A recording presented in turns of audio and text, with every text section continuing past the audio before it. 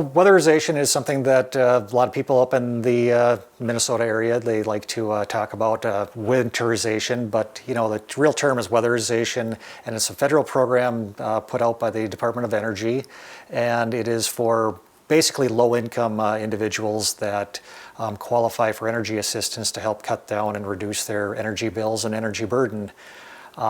We can go around and we do some air sealing, we do some insulating, we can help with fixing furnaces, water heaters, can sometimes replace refrigerators, and kind of reduce those base loads. We also do some health and safety items, like help ventilate the home after we've tightened the home up. So we need to get the bad air out of the homes after we seal things up. So we do have some methods for doing some calculated air circulation, and that's usually through a bath fan of some sort that runs a particular number of minutes per hour to reduce indoor air pollutants and stale air in the homes. We can also do some things that are related to dryer venting. We can do items like smoke detectors and seal monitors, because we want to make sure people are safe in their homes as well as being comfortable. And those are the main things that we look at within weatherization. If you're out there on your own looking to do some of this work, it's always good to put in weather stripping. So if you can feel a draft, we need to kind of stop that draft. We want to be insulating our homes to a point where it's comfortable. And in the coming months and year or so, the state of Minnesota will be releasing some more energy incentives for rebates on the front or on the back end, and then also direct incentives on the front end for helping pay for insulation and air sealing and some of these pieces of work. Usually it starts out with an energy audit, and we do a total energy audit on the home. So we do a blower door test, which gives us a baseline measure of what or how leaky your home is. And then we also do some calculations on how much insulation and some of the energy bills we look at as well. For somebody who qualifies for energy assistance and is part of the weatherization program, that is free, and that doesn't cost anything for an individual. If you are going to go out and you are not qualified for weatherization and you're going to be looking at doing these measures on your own or through the state rebate and incentive programs in the coming months, you're probably looking at a few $100s for that energy audit.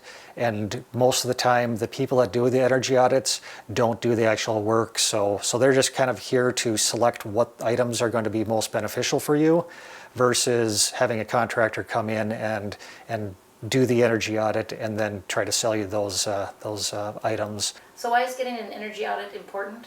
So the importance of an energy audit is to allow you to identify which items are going to be most beneficial for you, because you can spend a lot of money on new insulation and it might not be really worth it in the end.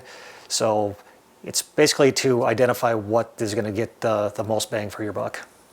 So Dan, how do people learn more if they want to qualify for energy assistance or an energy audit? Sure. The best place to go to, depending on where you're at in the state of Minnesota, the Minnesota Department of Commerce is basically the hub that takes care of both energy assistance and weatherization. They're also going to be the entity in which is going to be releasing the rebates and other incentives for people that don't qualify for energy assistance or weatherization.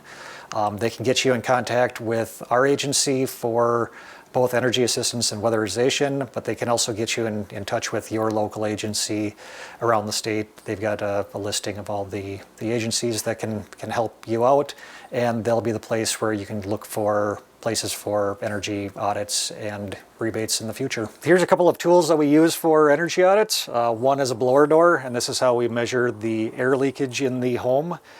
So it'll calculate the cubic feet per minute that is being either infiltrated or exfiltrated throughout the home. And it's a baseline for understanding how leaky your home is, and that's how we kind of measure the success of the weatherization at the end of the project.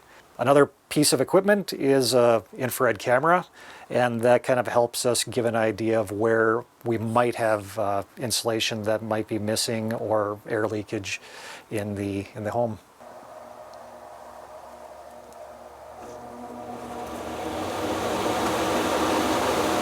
We depressurize the home to a negative 50 pascals, and that's kind of the effect of about a 15-mile-an-hour wind on a home. Okay. And then that's where our baseline is at. So we've got currently about 2,100 CFM of air leakage in the home. So now we're just going around the home and looking to see if we can find any areas that don't look like the others. So you'll see up in the corners of the kitchen here, that's a fairly normal signature of what we might find. So The blue means it's like leaking a little air. yep, the blue indicates that it's a colder temperature, and right now with the being slightly colder outside, things are going to show up as being a little bit colder. So the darker images are indication of colder temperatures. On the door here, you can see where maybe a little bit of weather stripping would be ideal, or a door sweep, because we've got a little bit of air leakage coming around this door. And here you can see the attic hatch. It looks like we could use a little bit of insulation on the attic hatch itself, and then also a little bit of weather stripping on the attic hatch here, because we got some air leakage coming in through the attic. So that'd be a beneficial piece of information that we would take and give to a contractor to be able to seal that up for us. So this is a wall with a set of windows in it, and here we can see that there are some darker spots, which might be an indication of some missing or inadequate insulation. In the end, it might just be structural components as well. So that's why we need to do a little bit more investigation into why we might be seeing something with an infrared camera. What would you do if you needed to do new insulation? You have to tear down the wall? So a way that you can insulate in a wall that's existing is you can drill some holes from the outside or from the interior, and then they'll dense pack cellulose by blowing that in with an insulation machine, and you'll dense pack to about 3 pounds per square foot, or 3 pounds per square inch of density, and that is actually going to act as an insulator and an air sealer at the same time. So that's one method that's used for insulating an existing wall. Another thing that we can look at is heating systems, whether it's a furnace or a boiler. It's always good to clean your filters or change your filters. Make sure that your heating system is running at peak performance. It's good to get a clean and tune on those, or look into a newer system and upgrade from an 80% system up to something in the 95 to 98% efficient furnace or heating system. And that's an important piece of both safety and comfort, is to get your heating system looked at. Why is it important to do all this work? Sure. So weatherization is all about saving energy, saving money, and comfort. And those three pieces will help you get through the winter and even the summer a lot more efficiently and comfortable.